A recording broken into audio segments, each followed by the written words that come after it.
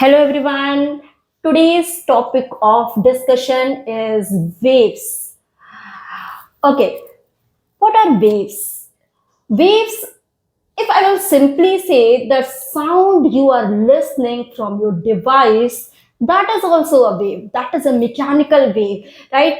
The light you see around yourself is an electromagnetic wave, right? The light is an electromagnetic wave. It does not need a medium to propagate, and sound is a mechanical wave, right? If you are looking at the device around you, like every digital device, your phone, laptop, everything is producing the invisible radiations, electromagnetic radiations, right? Which you cannot see, but they are present around you. These are electromagnetic waves, right? So whenever you are studying about the waves, you must understand the difference between the SHM, simple harmonic motion.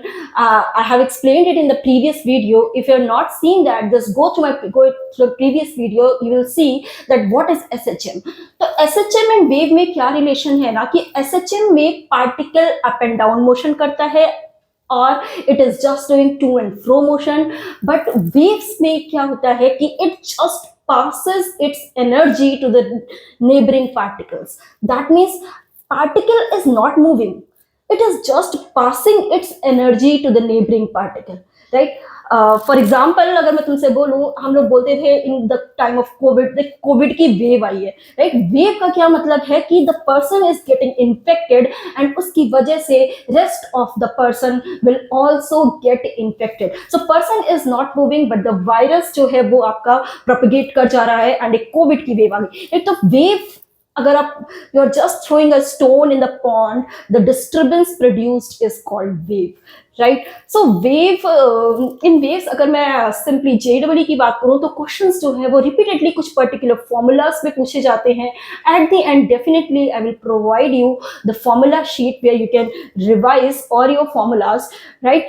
And यहाँ जो topics हैं उन पे ध्यान देना. हम यहाँ mathematically use करते हैं उस चीजों को कि कैसे एक्सप्रेस करना है, like for the progressive wave, standing wave, and after that we study about the stressed string and obviously interference and different topics like interference के बाद उसका इंटेंसिटी कैलकुलेट करते हैं. Different things we use to calculate, like organ pipe is also there, open and closed, multiple things are there. So the chapter is very vast, but अगर हम precisely उसको revise करना चाहें तो questions are definitely coming from the certain topics. अगर आपने उसको revise किया है और अंडरस्टैंडिंग प्रॉपरली है, कॉन्सेप्ट्स क्लियर है, तो definitely you will able to solve the problems, right? So let us start with the first question. हाँ, यहाँ पे आप beats भी पढ़ते हो. The question, first question is from the beats, right? So the question is given, what the question is saying: two tuning forks A and B are sounded together, giving rise to 8 beats per second. 8 beats per second per 2 second, right? तो per second जो frequency होती है that is your beat frequency. तो 8/2, तो first of all I know that the beat frequency is 4. तो nu A minus nu B, nu is the frequency, तो frequency जो हमने बीट फ्रीक्वेंसी कैलकुलेट की है दैट इज 4, राइट? तो beat frequency अभी 4 है. तो when fork A is loaded with wax, यानी कि फोक ए है आपके पास, उसने उस पर आपने वैक्स लोड कर दिया, तो वैक्स लोड करने से क्या होता है ना, उसका इनर्शिया बढ़ जाएगा. इनर्शिया बढ़ने का मतलब क्या होता है ना कि फ्रीक्वेंसी रिड्यूस हो जाएगी. तो beat frequency is reduced to 4 beat in 2 seconds, यानी कि फ्रीक्वेंसी अब इसकी 2 बीट पर सेकेंड हो गई, फ्रीक्वेंसी रिड्यूस हो गई, राइट? तो बीट फ्रीक्वेंसी होती क्या है, दोनों फ्रीक्वेंसीज का जो डिफरेंस है that is your beat frequency. तो अगर यहाँ पे बीट फ्रीक्वेंसी मेरी 4 आ रही थी 8/2, तो हम सीधे लिख सकते हैं nu A minus nu B, 4 दिया हुआ है. Beat frequency is the difference of the both of the frequencies, right? तो यहाँ पे ये बीट फ्रीक्वेंसी 4 है और तुम्हें original frequency tuning fork B की पता है और ए की कैलकुलेट करनी है. तो सिंपल क्वेश्चन है, क्योंकि 380 है तो डिफरेंस अगर मैं 4 का लिखूं तो 380 अगर बी की फ्रीक्वेंसी है तो ए की 2 ही पॉसिबल फ्रीक्वेंसी है, इसमें क्या कर लो, 4 ऐड कर लो, दैट मीन्स 384 आंसर हो सकता है आपका. या तो आपका आंसर इसमें से 4 अगर माइनस करूंगी तो 4 माइनस करूंगी तो 376 हो सकता है. तो इन्हीं दोनों में से कोई एक आंसर होगा, right? Either it will be 376 और 384. तो लेट्स चेक. तो मैं इसमें कुछ एक ऑब्जर्वेशन ले लेती हूँ. फॉर एग्जाम्पल अगर यहाँ पे बीट फ्रीक्वेंसी रिड्यूस हो गई, फॉर एग्जांपल अगर कह रहा है तो 2 बीट फ्रीक्वेंसी, तो मैं इसको 2 अगर मान लो, तुम कुछ भी रिड्यूस कर सकते हो, तो मान लो मैंने 2 रिड्यूस कर लिया तो इट विल बिकम 382, और इसको अगर मैंने 2 रिड्यूस कर लिया तो इट विल बिकम 374। तो बीट फ्रीक्वेंसी का मतलब ये वाला तो न्यू भी फिक्स है ना, इसकी ओरिजिनल फ्रीक्वेंसी फिक्स है, मैं न्यू ए की निकालना चाह रही हूँ, आइदर ये न्यू ए होगा या तो ये न्यू ए होगा।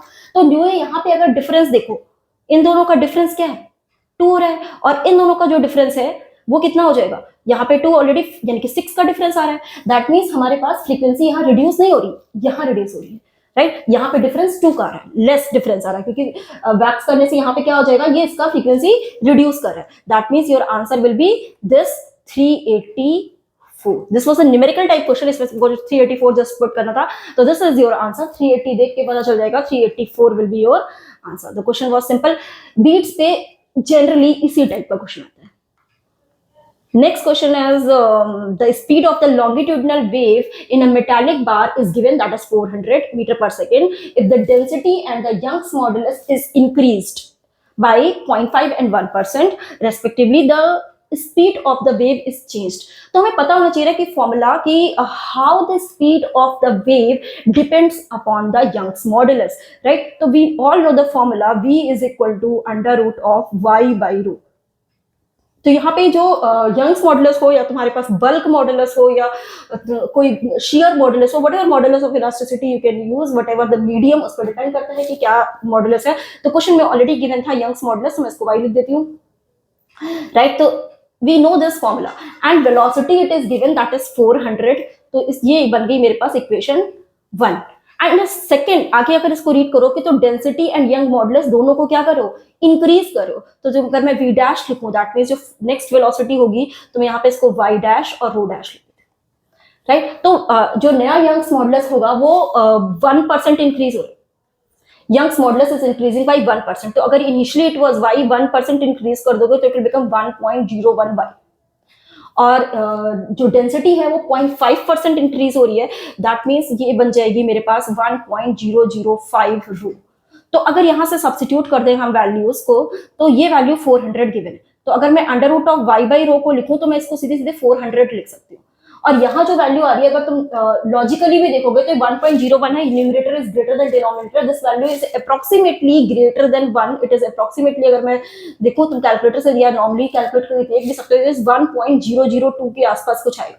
तो अगर इसको मल्टीप्लाई करोगे तो हम ऑप्शन से मैच करके देखेंगे, तो यहाँ पे वैल्यू 401 के आसपास आनी चाहिए। So the answer will be B part, right? So question was very simple. Question was really simple question. Next question is from the organ pipe. तो यहाँ closed organ pipe दिया है. It was found to be in unison. Unison means होता है same frequency with the first harmonic of the open pipe. तो हमें पता होना चाहिए ना कि क्लोज्ड ऑर्गन पाइप वो हमेशा ऑड हार्मोनिक्स प्रोड्यूस करता है, राइट। और ये जो ओपन ऑर्गन पाइप है वो सारे हार्मोनिक्स प्रोड्यूस करता है। तो यूनिसन का मतलब क्या है ना कि दोनों का फ्रीक्वेंसी तुम्हें इक्वेट करना है, राइट। तो फ्रीक्वेंसी का फॉर्मूला हमें पता होता है ऑर्गन पाइप के लिए, इट इज, अगर क्लोज्ड ऑर्गन पाइप के लिए अगर हम देखें तो इट इज NV/4L। तो n यहाँ पे क्या है कि ऑड नंबर होगा, राइट। और अगर उसके लिए ओपन के लिए चेक करोगे तो इट इज NV/2L, बस वहां पे n सारे नंबर होंगे। तो अगर मैं इसके लिए लिखूं फिफ्थ हार्मोनिक के लिए क्लोज्ड के लिए, तो इट इज 5V/4L। ये फ्रीक्वेंसी हो गई, और यूनिसन है यानी कि इसकी फ्रीक्वेंसी सेम होगी ओपन वाले के साथ। तो ओपन वाले का फर्स्ट हार्मोनिक है तो सीधे सीधे हो जाएगा, इट विल बिकम V/2L। तो length of the organ pipe यानी कि दोनों की लेंथ डिफरेंट दी हुई है, तो मैं इसको क्लोज्ड ले लेती हूँ, इसको ओपन ले लेती हूँ, राइट। तो तुम्हें लेंथ का ही रेशियो निकालना है, राइट। तो ratio of the length of the closed pipe to the open pipe, correct. तो V इज सेम, तो V को रिड्यूस कर लो, और यहाँ से अगर LC/L0 देखोगे बाई क्रॉस करके, तो इसको सिंपली मैं रिड्यूस कर देती हूँ, 2 2 4, तो ये आ जाएगा आपका 5/2, 5/2, right? तो if you compare with this part, तो you can see that इसका लेंथ कितना हो गया, x का वैल्यू हो जाएगा 2, so 2 is your answer. Again you can see the chapter is very lengthy, but the questions they are asking, they are literally simple, right? तो अगर तुमने ये बेसिक कॉन्सेप्ट्स को रिवाइज करके रखा है तो तुमसे एग्जाम में क्वेश्चन बन जाएगा।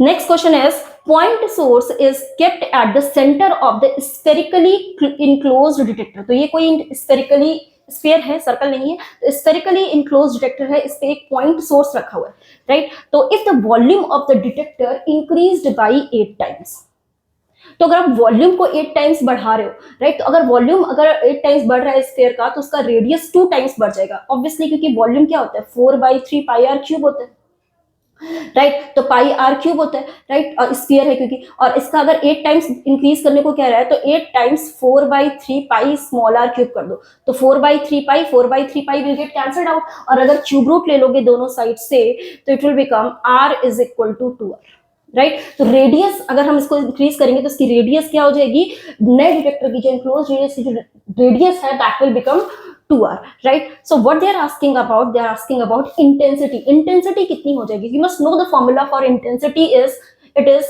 power per unit area, right? So if I'm talking about intensity, so intensity I can write like this: power per unit area. Sphere का एरिया होता है 4 pi r square, so it will become 4 pi capital R square. ये नई intensity में लिख दे रही हूँ क्योंकि new radius is capital R, और अगर मैं इनिशियली बात करूँ तो मैं यहाँ लिख देती हूँ, इनिशियली इंटेंसिटी है पावर पर यूनिट एरिया, यानी कि 4 पाई स्मॉल आर स्क्वायर। तो पावर सेम रहेगी क्योंकि जिसके अंदर जो पॉइंट सोर्स रखा है, you are not changing that, you are just changing the spherical enclose detector. तो यहाँ पे सिर्फ रेडियस को चेंज कर रहे हो, तो आर को बस 2r पुट कर दो, question is very very simple. तो यहाँ पे बस r को 2r पुट कर दोगे, स्क्वायर कर दोगे, तो it will become 4 pi r square into 4। सो अगर यहां से देखोगे तो ये तो i हो गया, तो i डैश की जो वैल्यू है उसको यू कैन राइट i/4। तो i/4 से मेरा क्या मतलब हो गया, it will decreased bye 4 times, correct? So what you're observing, just try to observe the question। क्या कह रहा है कि अगर तुमने इसका वॉल्यूम इंक्रीज किया है तो ऑब्वियसली इंटेंसिटी डिक्रीज करेगी। कितनी डिक्रीज करेगी वो भी तुम देख सकते हो, 8 टाइम्स वॉल्यूम बढ़ाया है, रेडियस 2 टाइम्स बढ़ी है, इंटेंसिटी 4 टाइम्स डिक्रीज हुई है। Just relate it, okay. So the next question is the velocity of sound in air is doubled when the temperature is raised from 0 degree to alpha degree centigrade. So raised from 0 degree to alpha degree centigrade. तो velocity of the sound in air बताना है, हमने temperature को 0 degree से alpha degree centigrade तक increase किया है, तो अल्फा की वैल्यू कैलकुलेट करनी है, ओके, राइट। तो अगर मैं कैलकुलेट करना चाहूँ यहाँ से, तो मुझे ये पता होना चाहिए कि जो साउंड की वेलोसिटी है एयर में कितनी होती है, मतलब कि ओवरऑल अगर हमें वेलोसिटी का और टेम्परेचर का अगर फॉर्मूला पता हो, तो velocity is equal to, formula क्या होता है, under root of gamma R T upon M, right. तो velocity of sound in air को अगर हम डबल कर दें, तो जो न्यू वेलोसिटी हो जाएगी वो कितनी हो जाएगी, 2v। और टेम्परेचर चेंज करना है, तो यहाँ पे अगर टेम्परेचर अगर सपोज करो 0 डिग्री सेंटीग्रेड, यहाँ पे टेम्परेचर को हमेशा केल्विन में पुट किया जाता है, तो यहाँ पे अगर टेम्परेचर हमें दिया हुआ है 0 डिग्री सेंटीग्रेड यानी कि 273 केल्विन, तो यहाँ पे नया टेम्परेचर मैं पुट कर देती हूँ टी डैश, और सिंपली इन दोनों इक्वेशन को डिवाइड कर लो। तो डिवाइड करोगे तो देखो v से v कैंसिल हो जाएगा, और ये जो गामा आर एम है वो कैंसिल हो जाएगा, क्योंकि you are not changing anything else, you are not changing the gas का मटेरियल नहीं चेंज करो, मास नहीं चेंज हो रहा, आर गैस कांस्टेंट है वो चेंज नहीं हो रहा, गामा नहीं चेंज हो रहा, तो ओनली टेम्परेचर की डिपेंडेंस की बात हो रही है। तो यहाँ से अगर हम इसका रेशियो चेक करें, तो 1/2 is equal to under root T upon T dash. तो टी तुम्हें गिवन है दैट इज 273, तो इसको पुट कर देते हैं, तो ये हो जाएगा 1/2। अगर स्क्वायर ही कर देती हो डायरेक्टली, तो ये हो जाएगा simply 1/4 is equal to temperature, initial temperature 273 है, तो टी डैश कितना हो जाएगा मेरे पास, बाई क्रॉस करके हो जाएगा 273 इंटू 4, 273 इंटू 4। तो ये हमारे पास हो जाएगा final temperature in kelvin, right. तो फाइनल टेम्परेचर इन केल्विन नहीं कह रहा है, ये फाइंड करना है हमें कितने डिग्री सेंटीग्रेड रेज किया जाए, यानी कि चेंज इन टेम्परेचर कितने डिग्री रेज किया जाए। तो टेम्परेचर को कितने डिग्री रेज करना है, यानी कि they are asking about the change in temperature, तो you can say delta T निकालना है, तो 273 into 4 and initially it was 273, तो अगर हम इसमें से 273 कॉमन ले लेते हैं, तो इट विल बिकम 4 - 1 यानी कि 3, तो इट विल बिकम 273 इंटू 3, तो 3 3 जा 9 एंड इट विल बिकम 819। तो 819 हमारे पास चेंज है, और तुम्हें पता होता है कि केल्विन में चेंज और सेंटीग्रेड में चेंज सेम होता है, तो दैट मीन्स अगर हमने टेम्परेचर को इंक्रीज कर दें कहाँ तक, 819 डिग्री सेंटीग्रेड तक, राइट। केल्विन में चेंज और उसमें दोनों में चेंज सेम होता है, क्योंकि दोनों में 273 ऐड होगा, तो हमने डायरेक्टली यहाँ क्योंकि चेंज निकाला है, तो यहाँ पे फिर से सब्ट्रैक्ट मत करने लगना, तो this will be your answer, right. तो हमें एक ही फॉर्मूला पता होना चाहिए, that is gamma R T upon M, यानी कि जो वेलोसिटी होती है that is directly proportional to square root of temperature. Okay, so the next question is about organ pipe again. तो you can see that open organ pipe की बात है, ये सारे हार्मोनिक्स प्रोड्यूस कर सकता है। यहाँ पे न्यू 3 और न्यू 6 हमारे पास थर्ड एंड सिक्स्थ हार्मोनिक की बात है, और ये रिलेशन देखो दिया हुआ है दोनों के फ्रीक्वेंसीज का difference, that is 2200 hertz, right. तो length of the organ pipe तुम्हें कैलकुलेट करना है, करेक्ट। तो अगर हम देखें यहाँ पे सिक्स्थ की फ्रीक्वेंसी, तो it will become n v upon 12 होता है, तो 6v अपॉन 12, और 3 के लिए मैं लिखूंगी तो it will become 3v upon 2l, okay, and this is 2200, right? तो what I need to calculate the length of the organ pipe, मुझे l निकालना है। तो अगर इसको सब्ट्रैक्ट करोगे 6v minus 3v, it is nothing but the 3v upon 2l is equal to 2200। तो ये क्वेश्चन तो बहुत ही सिंपल था, क्योंकि यहाँ वेलोसिटी तुम्हें दिया है 330, तो बस वेलोसिटी को 330 पुट कर दो, तो 3 इंटू 330 अपॉन 2l, l चाहिए, और यहाँ से आ जाएगा 2200। तो सिंप्लीफाई करेंगे तो 0 0 जाएगा, तो it will simply become 99 upon 2l is equal to 220, right. तो l की वैल्यू यहाँ से बाई क्रॉस करके आ रही है 99 upon 2 into 220, that is 440। So 99 upon 440, अगर मैं कैलकुलेटर यूज कर लेती हूँ, डिवाइड कर लेना, 99 divided by 440 is 0.225, this is 0.225। ये मीटर में आया, क्योंकि मैंने सारा एसआई में यूज किया है, तो यहाँ पे ये मीटर में आएगा। तो answer is given, that is in, तुम्हें निकालना है मिलीमीटर में, एमएम में निकालना है, तो it will become 225। So 225 is your answer. So the question was, what was the question? It was literally simple question they are asking. Okay, this question ध्यान से देखो, ये क्वेश्चन थोड़ा सा अच्छा क्वेश्चन है, क्योंकि इस क्वेश्चन को थोड़ा सा वेव ऑप्टिक्स से रिलेट करता है, राइट। जैसे वेव ऑप्टिक्स में हम यंग्स डबल स्लिट एक्सपेरिमेंट पढ़ते हैं, तो 12th के स्टूडेंट को पता ही होगा यंग्स डबल स्लिट एक्सपेरिमेंट में क्या होता है, यहाँ पे 2 स्लिट लगा देते हैं। तो यहाँ पे ऐसा इन्होंने 2 लाउड स्पीकर दिया, सेपरेशन इसका 10 दिया। तो अगर ये सेपरेशन 10 है, तो अगर ये हाफ पे कह रहा है, तो मैं इसको 5 ले लेती हूँ, राइट। तो both speakers are fed with the audio input signal of the same frequency with constant volume। तो सब में सेम फ्रीक्वेंसी है, कांस्टेंट वॉल्यूम है। Voice recorder initially at point ए, तो जैसे तुम्हारा वॉइस रिकॉर्डर लगा रखा है, वो पहले ए पॉइंट पे था, and after that initially at point A at equidistant from both the loudspeaker, ये 40 की डिस्टेंस पे दोनों से दिया हुआ है, is moved 25 metre along A B. तो डायग्राम में दिया हुआ था, इससे 25 मीटर ए बी के अलोंग ले गए हैं। तो नाउ तुम्हारा जो है वॉइस रिकॉर्डर वो बी पे आ गया, राइट। तो वॉइस रिकॉर्डर बी पे आ गया है, तो the measured signal is found to undergo 10 cycles of minima and maxima. तो 10 कंप्लीट साइकिल इसमें मैक्सिमम मिनिमा की हो जा रही हैं, और हमें निकालना क्या है, frequency of the input signal, right. So question is good. तो क्वेश्चन में देखो कई चीजों से रिलेट करोगे थोड़ा बहुत, तो यहाँ पे ये दिया है इससे 40 पे। तो अगर तुम देखो यहाँ पे, अगर तुम्हारा वॉइस रिकॉर्डर रखा होगा,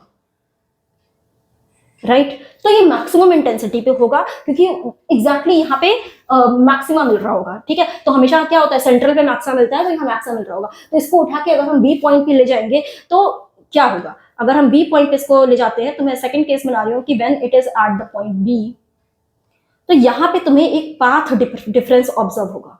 यू कैन ऑब्जर्व, क्योंकि जो L1 पे होगा ना, वो साउंड पहले पहुंच जाएगा, डिस्टेंस कम है, और ये वाला ज्यादा लगेगा, राइट। तो जो यहाँ पे तुम्हें पाथ डिफरेंस ऑब्जर्व होगा ना, तो वो जो पाथ डिफरेंस होता है ना, वो n लैम्डा के इक्वल होता है। ये हम वेव ऑप्टिक्स में पढ़ते हैं 12th में, राइट। तो ये n लैम्डा के इक्वल होता है फॉर द ब्राइट फ्रिंज, यहाँ फ्रिंजेस बनती है। तो यहाँ पर मैं अगर सुनाई पड़ रहा है, तो दैट मींस ये n लैम्डा के इक्वल करना है। यही इसका मेन ट्रिक था, कि अगर तुम्हें इसको n लैम्डा के इक्वल लिख दिया, तो पाथ डिफरेंस का मतलब क्या होगा, ये डिस्टेंस ज्यादा है, that means L2b minus L1b will be your path difference. तो मैं क्या कैलकुलेट करूंगी, मैं सिंपली कैलकुलेट कर सकती हूँ L2b बाय यूजिंग पाइथागोरस।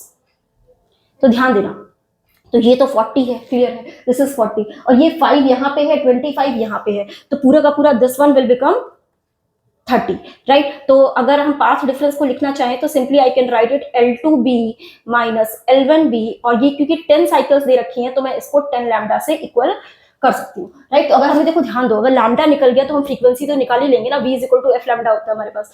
तो यहाँ से L2b हम पाइथागोरस से निकाल देते हैं। पाइथागोरस से ये वाली वैल्यू कितनी आ जाएगी, this is 30 and this is 40, तो this will become under root of 30 square plus 40 square minus, अगर L1B निकालना है तो L1B को मैं यहाँ से निकाल सकती हूँ, I am using different pen here.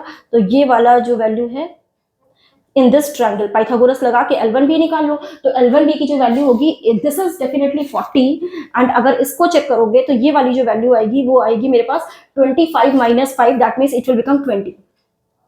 तो सिंपली हो जाएगा 20 square plus 40 square, this is equal to 10 lambda, correct. तो 30 स्क्वायर प्लस 3 4 5, यानी कि ये हमारे पास क्या बन जाएगा, इसका स्क्वायर रूट तो 50 हो जाएगा। और अगर इसको चेक करेंगे 1600 प्लस 400 अंडर रूट ऑफ 2000, तो अंडर रूट ऑफ 2000 को अगर हम ध्यान दें तो this is nothing but 20 root 5, 20 root 5, क्योंकि 400 into 5, yes 400 into 4 5 20, yes 20 root 5 हो जाएगा, and this is equal to 10 lambda. तो रूट 5 की इन्होंने वैल्यू भी दे रखी है यहाँ पे, देखो 2.23, तो उसको पुट कर दो तो 50 minus 20 into 2.23 is equal to 10 lambda. तो यहाँ से कैलकुलेट हम कर सकते हैं, तो 20 इंटू 2.23 कितना हो जाएगा, this is 44.6, 44.6 is equal to 10 lambda. इसमें से 50 में से माइनस कर देते हैं, this is minus 50, it will become minus 5.4, तो लैम्डा की वैल्यू आ रही है 5.4 बाई 10, यानी कि लैम्डा इज 0.54। तो ये मेरे पास लैम्डा की वैल्यू आ गई मीटर में, सब ऐसा ही में था, राइट।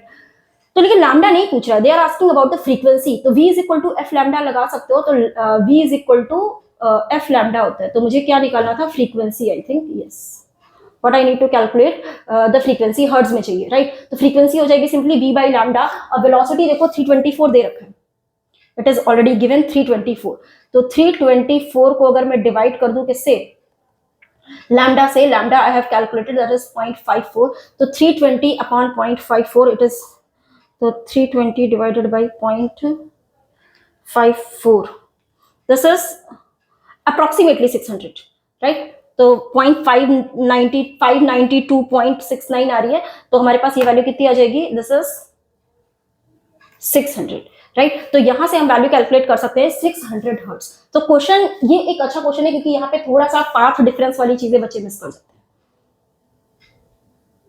हैं। And this one is the last question, इसमें क्या गिवन है कि two strings A and B, okay, इनकी लीनियर डेंसिटीज गिवन, राइट। तो लीनियर डेंसिटी मतलब mass per unit length, right, kilogram per metre में गिवन है, लेंथ गिवन है ना। They are joined at the end of free ends A and B are tied to two rigid support. तो इस तरीके की दो स्ट्रिंग्स है, दोनों को एक एंड को ज्वाइन कर दिया और दूसरे एंड फ्री है, ठीक है, और उसको उस पे हमें जो टेंशन है दोनों पे, वो ओवरऑल वायर पे जो टेंशन है वो 500 दिया हुआ है, और टू आइडेंटिकल पल्सेस, तो दोनों तरह, दोनों एंड सी और डी से आइडेंटिकल पल्सेस दी जा रही हैं, और उसको ज्वाइंट तक पहुंचने में जो टाइम लग रहा है that is T1 and T2। अलग अलग टाइम इसलिए लगेगा क्योंकि दोनों का मटेरियल अलग है, राइट, दोनों की लेंथ भी डिफरेंट है।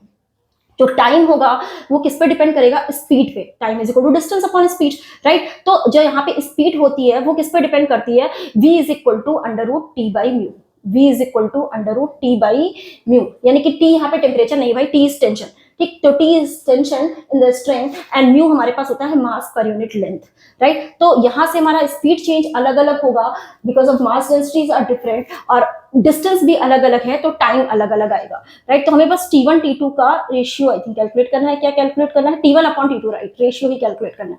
तो मैं एक काम करती हूँ, यहाँ पे T1 कैलकुलेट कर लेती हूँ, T2 कैलकुलेट करके दोनों डिवाइड करेंगे, तो टाइम इज इक्वल टू क्या होता है, डिस्टेंस अपॉन स्पीड। तो पहले की लेंथ L1 हो गई और स्पीड V1, तो लेंथ इज L1, और अगर मैं इसको V1 से डिवाइड करूं तो यहाँ पे V1 की वैल्यू क्या आ जाएगी, under root T by mu.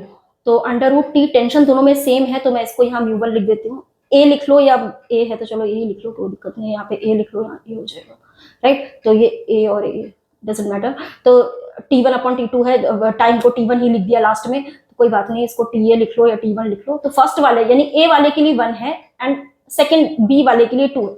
तो यहाँ पे क्या आ जाएगा मेरे पास, time is equal to distance upon speed, right. तो डिस्टेंस मेरे पास लेंथ हो गई, यानी कि LB हो गई, और स्पीड को अगर मैं लिखूंगी तो TV is equal to under root T by mu होता है, तो यहाँ पे क्या आ जाएगा, म्यू बी। तो अगर हम इन दोनों को डिवाइड कर देते हैं, क्योंकि मुझे इन दोनों का रेशियो ही चाहिए, तो डिवाइड करोगे तो देखो टेंशन वाला टर्म कैंसिल हो जाएगा, और यहाँ से वैल्यू मिलेगी मुझे LA upon LB into under root of mu A upon mu B, और सब कुछ गिवन, सारा डेटा गिवन है, जस्ट पुट कर दो, कुछ नहीं करना, तो यहाँ से LA अपॉन LB अगर मैं पुट करूँ, जैसे 2.5 सब सेम यूनिट में है, तो 2.5 अपॉन 1.5, तो डेसिमल अगर मैं डायरेक्टली हटा दूं तो ये हो जाएगा 25/15 और under root of mu A upon mu B. तो अगर इन दोनों को डिवाइड कर लेंगे तो 10⁻⁻⁴ -4 कट जाएगा और mu A upon mu B में बचेगा 2/4, तो 2/4 मतलब 1/2। तो यहाँ से आ रहा है 5 5 एंड 5 3 जा, तो दैट मीन्स 5/3√2, 5/3√2। ओके, डेसिमल में पूछ रहा है तो √2 की वैल्यू अप्रोक्सीमेटली पुट कर सकते हो, पहले रैशनलाइज कर लो। तो √2 से तो यहाँ पे क्या आ जाएगा 5√2/6। तो √2 की वैल्यू 1.414 होती है, तो 5/6 पहले कर लेते हैं, 5/6 इंटू 1.414, दैट इज 1.17 आर। क्या वैल्यू आ रही है? तो यहाँ पे मैं सीधे T1/T2 निकाला, दिस इज 1.17 अप्रोक्सीमेट, तो ये 1.18 will be your answer, right? So this will be your answer. This was the last question. I think तुम्हें समझ आ गया होगा, कुछ भी नहीं था क्वेश्चन में, डिस्टेंस अपॉन स्पीड निकालना था और स्पीड का फॉर्मूला हमें ऑलरेडी पता था, स्ट्रेस्ड स्ट्रिंग के लिए हम लोग कैसे निकालते हैं, टेंशन के फॉर्म में, right? So what ever the formula I have used given, you can note it down, and I hope this video was helpful, and I'll see you in the next video. Thank you.